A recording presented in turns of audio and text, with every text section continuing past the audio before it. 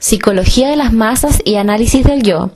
El siguiente documental trata de explicar por un lado la psicología de las masas sobre la base de los cambios que tienen lugar en la psicología de la mente individual. Por el otro, lleva un paso más allá de la investigación de Freud sobre la anatomía estructural de la psique. En la vida anímica del individuo, el otro cuenta con total regularidad como modelo, como objeto, como auxiliar y como enemigo. Es por eso que desde el comienzo de la psicología individual es simultáneamente psicología social. La relación del individuo con sus padres y hermanos, con su objeto de amor, con su maestro y con su médico, vale decir todos los vínculos que han sido hasta ahora indagados preferentemente por el psicoanálisis, tienen derecho a reclamar que se les considere fenómenos sociales. Por tanto, la psicología de las masas trata al individuo como miembro de un linaje, de un pueblo, de una casta, de un estamento, de una institución o como un integrante de una multitud organizada, en forma de masa durante cierto lapso y para un determinado fin.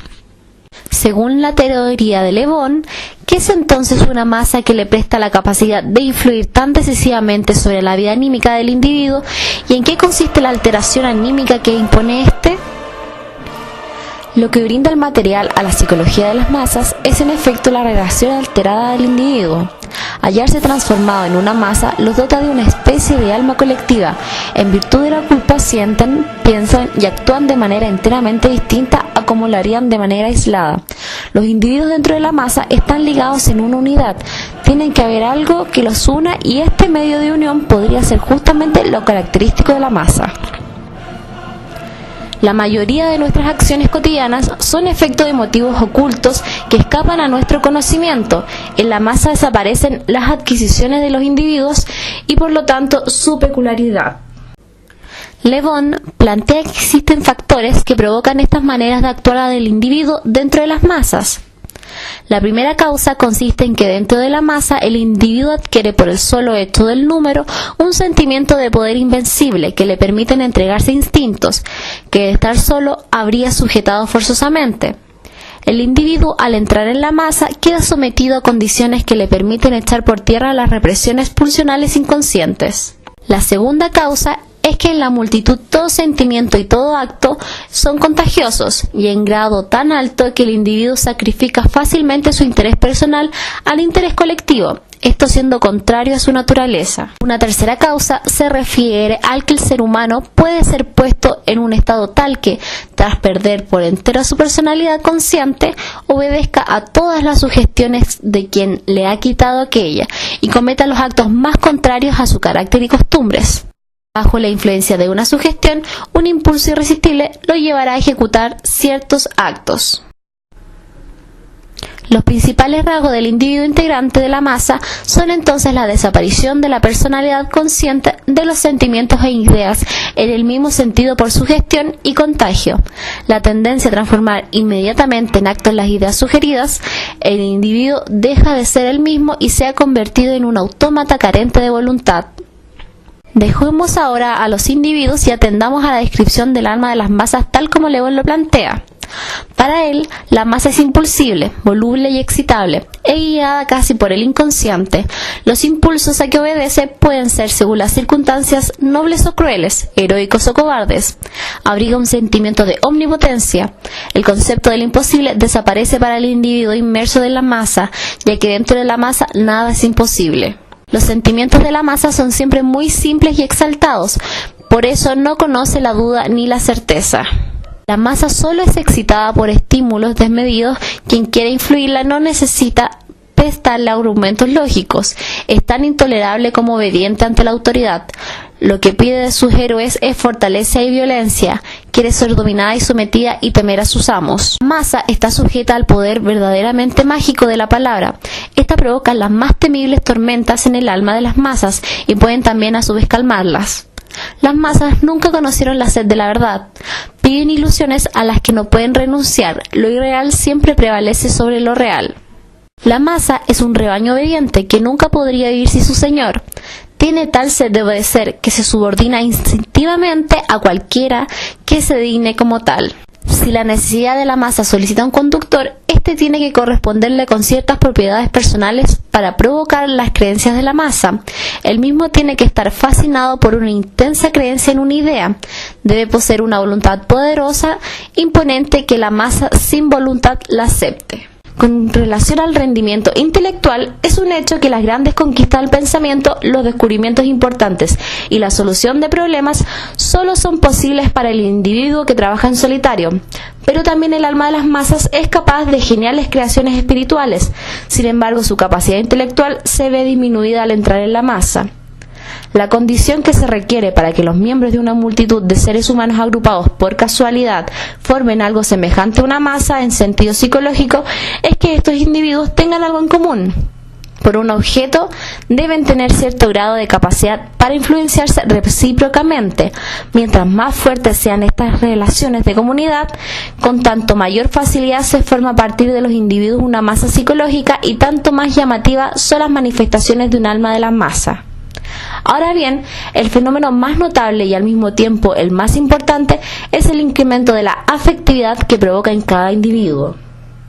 Puede afirmarse, a juicio de McDougall, que los afectos de los hombres difícilmente alcanzan bajo las condiciones la intensidad a que pueden llegar dentro de una masa. En verdad es una sensación gozosa para sus miembros entregarse así sin barreras a sus pasiones y de ese modo confundirse entre la masa y perder el sentimiento de su individualidad. En definitiva, no es tan asombroso, pues que los individuos de la masa hagan o aprueben cosas que le habrían dado la espalda en su vida cotidiana. La identificación es la forma más primitiva de enlace afectivo de un objeto. Esta es conocida en el psicoanálisis como la manifestación más temprana de un enlace afectivo a otra persona y desempeña un rol importante en el papel de la prehistoria del complejo de Edipo. En este, el niño muestra una identificación hacia el padre. El niño manifiesta un especial interés por él, quisiera ser como éste y reemplazarlo en todo, mientras que por otro lado tiene el deseo de tomar a su madre como objeto de sus instintos libidinosos, con un enlace de orden sexual hacia ella. Ambos enlaces coexisten hasta que llega el momento de que la vida psíquica tiende a la unificación, van aproximándose. Basta acabar por encontrarse y de esta confluencia nace el complejo de Edipo normal. La identificación ha ocupado el lugar de la elección de objeto, transformándose esta por regresión en una identificación. Sabemos ya que la identificación representa la forma más temprana y primitiva del enlace afectivo. Siguiendo una dirección regresiva, se convierte en sustitución de un enlace lívido a un objeto, como por introyección del objeto en el yo. La elección de objeto deviene de nuevo identificación, absorbiendo el yo las cualidades del objeto. Lo singular es que en estas identificaciones copia el yo unas veces a la persona no amada y otras en cambio a la amada. Tiene que parecernos también extraño que en ambos casos la identificación no es sino parcial y altamente limitada, contentándose con tomar un solo rasgo de la persona objeto. La identificación se efectúa independientemente de toda actitud libidinosa con respecto a la persona copiada. La simpatía, por otro lado, nace únicamente de la identificación, y prueba de ello es que tal infección o imitación se produce igualmente en casos en los que entre las dos personas existe menos simpatía que la que puede suponerse entre dos condiscípulas. En un cierto número de casos, el enamoramiento no es sino un revestimiento de objeto por parte de los instintos sexuales, revestimiento encaminado a lograr una satisfacción sexual directa y que desaparece con la consecución de este fin. La singular evolución de la vida erótica humana nos ofrece un segundo factor. El niño encontró durante la primera fase de su vida, fase que se extiende desde los 5 años, su primer objeto erótico en su madre. Y sobre este primer objeto erótico se concentraron todos sus instintos sexuales que aspiraban a hallar satisfacción. El niño permanece en adelante ligado a sus padres, pero con instintos a lo que podemos calificar de coartados en sus fines. Los sentimientos que desde este punto experimenta hacia tales personas amadas son calificados de tiernos. Sabido es que las tendencias sexuales anteriores quedan conservadas con mayor o menor intensidad en lo inconsciente, de manera que la corriente total primitiva perdura en un cierto sentido. Con la pubertad surgen nuevas tendencias muy intensas orientadas hacia los fines sexuales directos. superestimación sexual. Esto es el hecho de que el objeto amado queda sustraído en cierto modo a la crítica, siendo estimadas todas sus cualidades en un más alto valor que cuando aún no era amado. El objeto sirve para sustituir un ideal propio y no alcanzado del yo.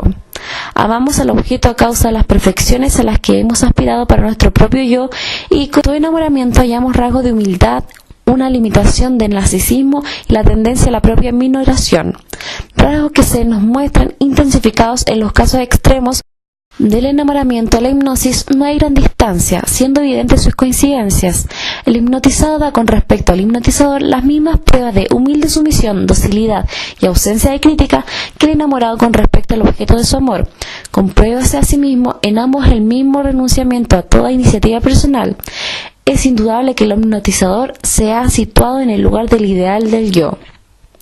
El hipnotizador es para el hipnotizado el único objeto digno de atención, todo lo demás se borra ante él. La total ausencia de tendencias con fines sexuales no coartados contribuye a garantizar la extrema pureza de los fenómenos.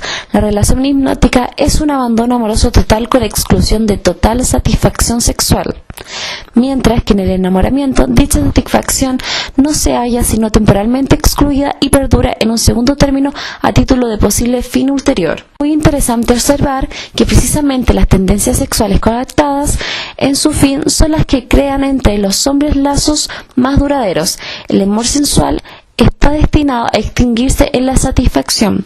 Para poder durar, tiene que hallarse asociado desde un principio a componentes puramente tiernos, esto es, coartados en sus fines, o experimentar en un momento dado una transposición de este género. Podemos decirnos que los numerosos lazos afectivos dados en la masa bastan ciertamente para explicar uno de sus caracteres, la falta de independencia e iniciativa del individuo, la identidad de su reacción con la de los demás, su descenso, en fin, a la categoría de unidad integrante de la multitud. Experimentamos así la impresión de hallarnos ante una situación en la que el sentimiento individual y el acto intelectual personal son demasiado débiles para afirmarse por sí solos, sin el apoyo de manifestaciones afectivas e intelectuales análogas de los demás individuos.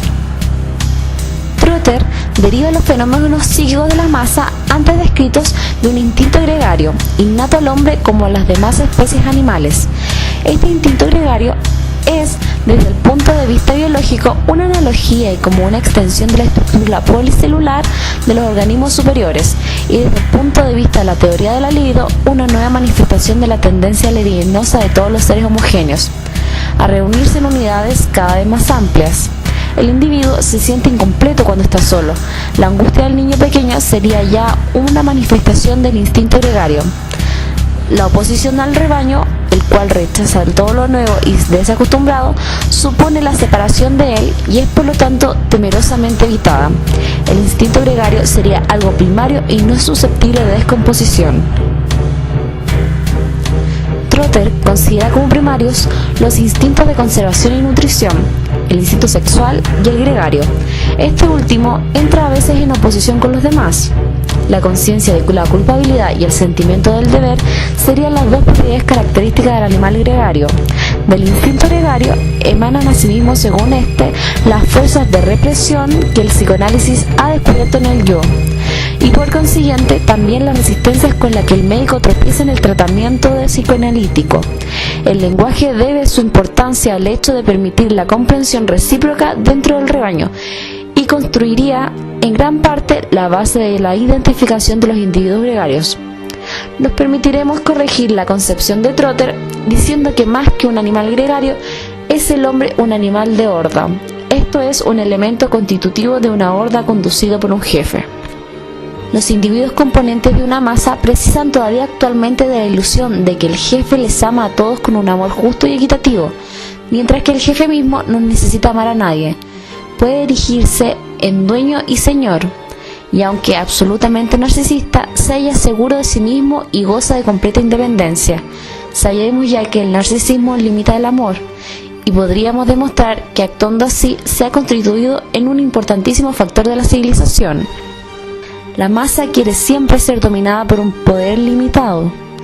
Ávila de autoridad tiene, según las palabras de Le Bon, una inagotable sed de sometimiento. El padre primitivo es el ideal de la masa,